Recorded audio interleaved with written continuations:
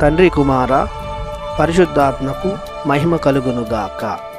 ఈనాటి జీవవాక్యం. పవిత్రుడైన ప్రభువునకు చెందియున్నందుకు గర్వింపుడు, ఆయనను సేవించు వారెల్లరూ సంతసింపుడు. కీర్తన 105 వచనము 3. సర్వ పవిత్రతకు ఊట అయిన ప్రభుని దేవుని బిడ్డలారా, సహోదరి సహోదరులారా, తండ్రి యగు దేవుని నుండి యేసుక్రీస్తు ప్రభు నుండి మీకు శుభములు కలుగునుగాక.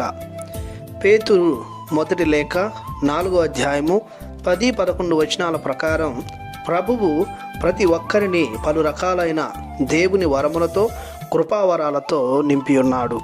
కావున వారిని దేవుని గణపరచుటకు మరియు ఇతరుల మేలునకై ఉపయోగింపవలెను.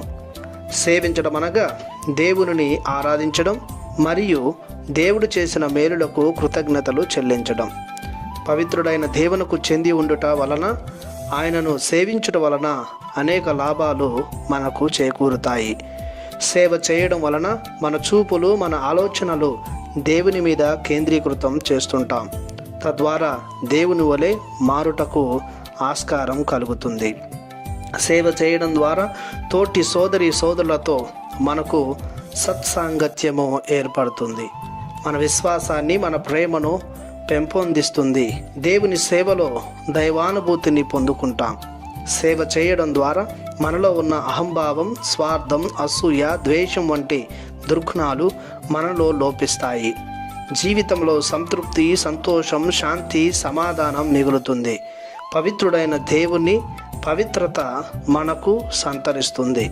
ఇవన్నీ దేవుని సేవించడంలో కలుగు భాగ్యములు. కావున మనం కొలిచే, ఆరాధించే దేవుణ్ణి గూర్చి గర్విస్తూ ఆయన సేవలో, ప్రేమలో నిమగ్నమైన మనం నిత్యం ఆనందించుదాం. ప్రార్థించుదాము.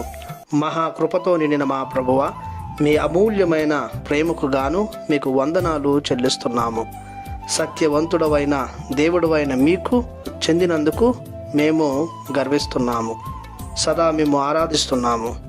మా దైనందిన జీవితంలో ఎన్ని ఇబ్బందులు, చీకుచింతలు వచ్చినా మిమ్మే అంటిపెట్టుకుని జీవించేలా, గర్వించేలా, మీ పాద సేవలో నిమగ్నమయ్యేలా దీవించమని మీ ప్రియకుమారుడు నజరేయుడగు యేసునామములో ప్రార్థిస్తున్నాము తండ్రి.